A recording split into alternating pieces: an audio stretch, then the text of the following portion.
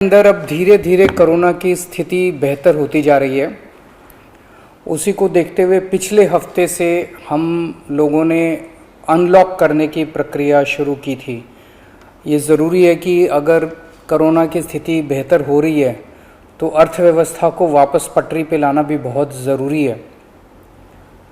पिछले हफ्ते हमने कंस्ट्रक्शन वर्कर्स और फैक्ट्री ये दो सेक्टर्स खोले थे।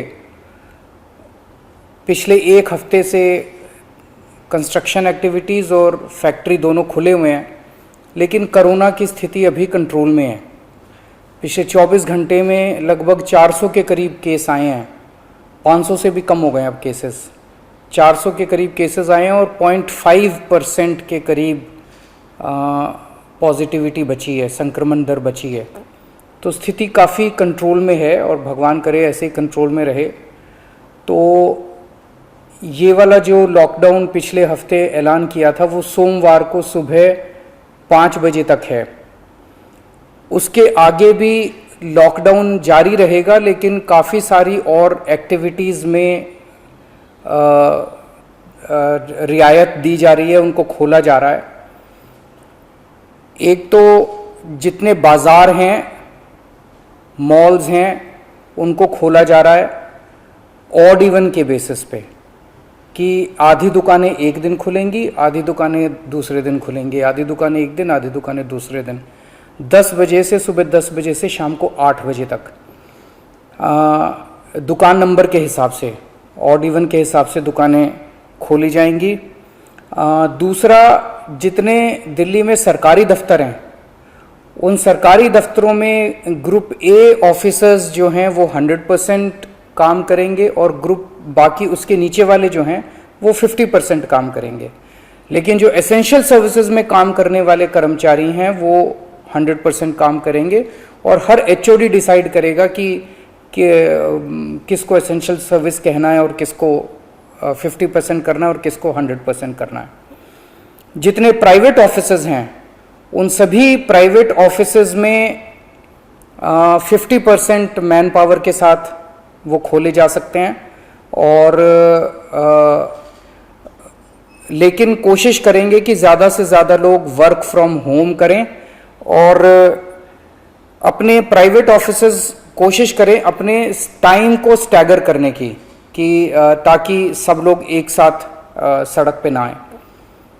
दूसरी चीज़, जो स्टैंड अलोन शॉप्स हैं और जो एसेंशियल सर्विसेज प्रोवाइड करने वाली शॉप्स हैं वो ऑड इवन के बेसिस पे नहीं, वो रोज़ खुलेंगी। दिल्ली मेट्रो 50% कैपेसिटी के ऊपर चालू की जा रही है और ई कॉमर्स के ज़रिए जो सामान बेचने की प्रक्रिया है वो चालू रहेगी।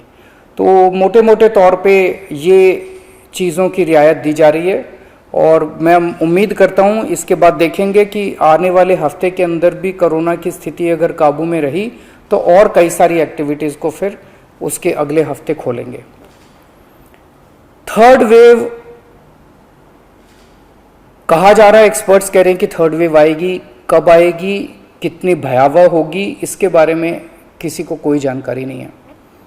लेकिन एक जिम्मेदार सरकार होने के नाते हमारी जिम्मेदारी बनती है कि उसकी पूरी तरह से हम तैयारी करें ताकि अगर थर्ड वेव आती है, अगर बहुत भयानक होती है तो सरकार उस वक्त जनता के लिए तैयार हो। इसकी तैयारियां पूरे ज़ोर शोर से दिल्ली सरकार के अंदर चल रही हैं और कल लगभग 6 घंटे तक मैंने 2 अलग अलग मीटिंग ली, एक्सपर्ट्स के साथ बात की, जिन ऑफिसर्स ने अभी कोरोना के दौरान काम किया था उनके साथ बात की। हमने 2 कमिटीज़ बनाई हैं, उन दोनों कमिटीज़ के साथ मैंने बहुत डिटेल में चर्चा की। एक चीज़ हम लोगों को ये तय करनी थी, इस बार कोरोना की जो पीक आई थी, मतलब एक दिन में मैक्सिमम कितने केस आए, लगभग 28,000 के करीब केसेस आए थे एक दिन में। बाइट किया जाएगा। अब एक्सपायरी डेट्स किस दवाई की कितनी है, एक्सपायरी डेट्स को ध्यान में रखते हुए उन सभी दवाइयों का बफर स्टॉक क्रिएट किया जा रहा है ताकि अगर ज़रूर, और प्राइवेट अस्पतालों के भी आदेश दिए जा रहे हैं कि वो भी अपने बफर स्टॉक्स इस तरह से तैयार रखें ताकि अगर महामारी आती है तो हम उसके लिए तैयार रहें। इसके अलावा 2 जीनोम सीक्वेंसिंग लैब्स बनाई जा रही हैं एलएनजेपी हॉस्पिटल में और आईएलबीएस में, ताकि हमें भी पता रहे कि दिल्ली के अंदर जो भी वेरिएंट आ रहा है वो वेरिएंट कौन सा वेरिएंट है, पुराने वाला है या कोई नया वेरिएंट आ गया है, और हमें इस बारे में क्या एहतियात बरतने की ज़रूरत है, हम एक्सपर्ट से पूछ सकते हैं। तो ये बहुत सारी चीज़ें कल चर्चा हुई, ये कुछ चीज़ें मैंने आपको बताई हैं और आपको यही आश्वासन देना चाहता हूँ कि आपकी सरकार पूरी तरह से 24 घंटे लगी हुई है इसमें। मैं उम्मीद करता हूँ कि अब कोई तीसरी वेव नहीं आनी चाहिए, उसके पहले हम कोशिश करेंगे अपने लोगों को वैक्सीनेट कर दें, लेकिन अगर तीसरी वेव आती है तो लोगों को तकलीफ़ नहीं होनी चाहिए, इसके बारे में हम पूरी कोशिश करेंगे।